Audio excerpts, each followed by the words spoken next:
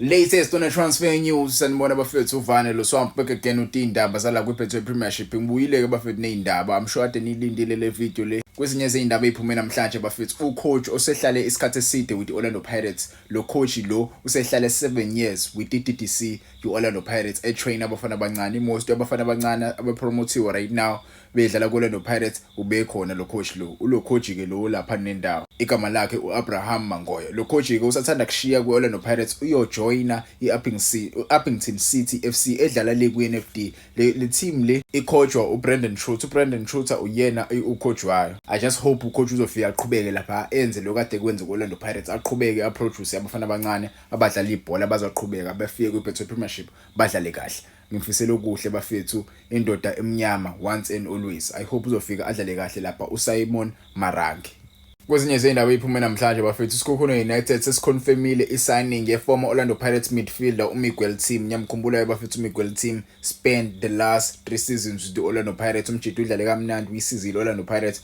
ukuthi swinele ama Cups umjida ke usathanda kushiya kuOrlando Pirates nakho iSikhukhune United sebemthola on a free transfer I recently spoke about uMiguel Team with iSikhukhune United I spoke ukuthi iyona team eyimfuna leSikhukhune United back ngosikhathi engakayishi Orlando Pirates iSikhukhune vele bekuyiyona team adimfuna naku ke sesiyithola indaba manje iSikhukhune sesim-announce as a new player yeSikhukhune United ngingakasuki kwiSikhukhune United iSikhukhune Football United sesiconfirm umdlalo omusha oqhamuka kwiChippa United uRonaldo Maman lo mjida lo wayedlalela Orlando Pirates DDC side Orlando Pirates mina ngikhumbula kahle umjida usesign for iSikhukhune United yabo kwezinye izindaba eziphume namhlanje indaba ezingimangazayo kuthiwa iWydad Casablanca makes Aziz Ki move permanent so iWydad AC have exercised their option to sign midfielder Stephen Aziz Ki on a permanent basis kuthiwa iWydad itriggerishile le transfer option kulesibili umjida usezoba umdlali weWydad Casablanca ngokuphelele inkinga angazi ngempela kahle babe ngomsayinanga yini noma waye kwi-loan kuWydad Casablanca hey kwezinye izindaba eziphuma namhlanje bafethu kuthiwa ama-match officials azo-attenda ama-workshops from next week with no VAR brief sasithenjisweni i-VAR uGayton McKenzie wasithembisa i-VAR buka manje kuyotrainwa oref before isizini entsha iqala into enjani leyo yazi kumele vele oref from time to time bahlale phansi babonisane but come on guys we need to do better ileague yethu kumele yenze better bafethu ileague le njenge-PSL kumele abinayo i-VAR from now kumele abe sesinayo i-VAR iCOSAFA competition I don't think iCOSAFA ine-budget enkulu okudlula i-PSL iCOSAFA ibine-VAR COSAFA Cup bine-VAR from first game until the last game of iCOSAFA bine-VAR from the group stages I'm not talking about knockout stages iCOSAFA indlela e-advanced ngakhona in terms of oref bane-VAR from game 1 you will never see that on CAF Champions League now kumele yenze better in terms of i-VAR but i-VAR ngiyibone kwi-COSAFA ibila eSouth Africa okwes iCOSAFA ihlezi idlala la eSouth Africa okwes why singenayo i-VAR la kwiBetway Premiership why singenayo i-VAR kwi-PSL the last time I heard about i-VAR wakuthiwa izosetshenziswa kuma-cup games I don't know noma lokho kusayiqiniso yini mesithola indaba ezikanje phela uVictor Hlongwane uyena umuntu osebenza lapha phezulu ngokoref benoVictor Hlongwane benoVictor Gomes yabo yibona abasebenza noref lapha phezulu so angazi ngempela ngizoqhutshwa kanje ingeke i-VAR uhlosweni angazi ngempela kuhlosweni asazi kodwa soke sibone asilinde nje iqala isizini sizwe indaba ezinje kwezinye izindaba eziphume namhlanje bafethu Orlando Pirates are set to sign 2 Ubuntu football duo uKieran Craig noChristian Omali labajida bafethu basuka le eCape Town badlala ngempela ba-talented abajida it seems like bazojoina iDDC side Orlando Pirates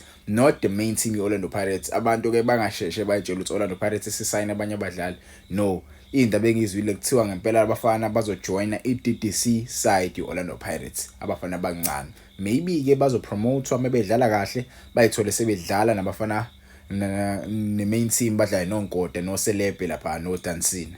Kwezinye zeindaba zanamhlanje bafethu Orlando Pirates bidlala neBolton Wanderers iluze ngo-2-0 igame kweli bafethu abaningi ade befuna ukuyibona because they wanted to see the new Orlando Pirates players ukuthi basiphathelini yabo kahle le game for me it was a nice game in terms of ama errors lawana akumela alungiswe yabo ama errors nje sesiwajwayele it's not something new. Our defenders need to sit down and discuss le issue lesinayo emove ngempela issue le ebheda ngempela but ke 2-0 Orlando Pirates for me idlale kahle. Next game we need to do better than lo lesiyenzile kule game le. Ngangishela ama comments wena regarding le game lothi kuphathe kanjani umlandeli Orlando Pirates.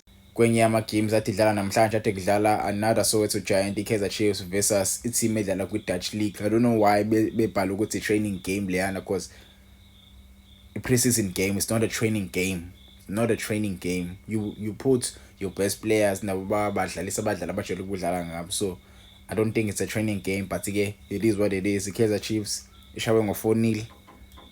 For me I don't think iKaizer Chiefs but there's a story for another day. Le team vele idlala kwi-main league yale Dutch. I think last season iphuma number 4 if I'm not mistaken but yeah.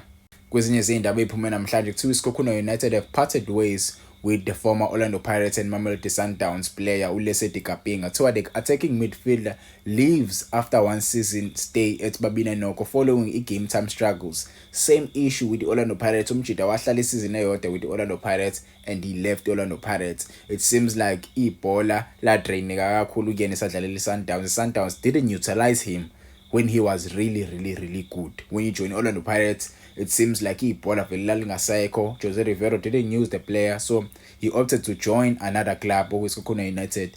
He suffered the same issue with iSkokuno United. He didn't play many games with iSkokuno. He didn't show up. Eric Tinkler wasn't impressed. Usiyema naye wasn't impressed about him. So umjida uzoshiya right now kuSkokuno United as a free agent. Asazi ukuthi yipi team ezofika isize icareer yakhe but ke yena okwamanje I'm sure usazohlala kwi-Betway Premiership. Akhona vele ama-team promoter right now. Kwezinye zeindaba ephume namhlanje iDurban City FC si-offerishe ugoalkeeper waseGhana icontract ya2 years. Lo goalkeeper lo igama lakhe uFrederick Asare. Frederick Asare bafisa ukuthiwa icontract yakhe i-reviewa i-agent yakhe. Abazi noma beze la South Africa azodlala lo mjide lo but it seems like ugoalkeeper uyavimba ngempela owaseGhana. Kwezinye zeindaba ezishaqisile bafethu iCape Town City offerishe Emil Witsboy, uJody Lee Asheni noShaquille April noJaden Roots to iMamelodi Sundowns ngemali engango-60 million. I'm sure le indaba niyizwile bafethu but ngifuna nje angazi noma mina yini but it seems like abantu abaningi they are not happy with this deal.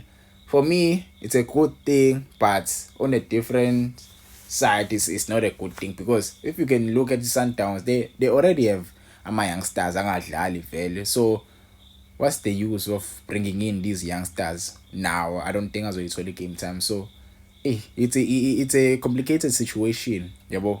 It's a complicated situation but sobona bafethu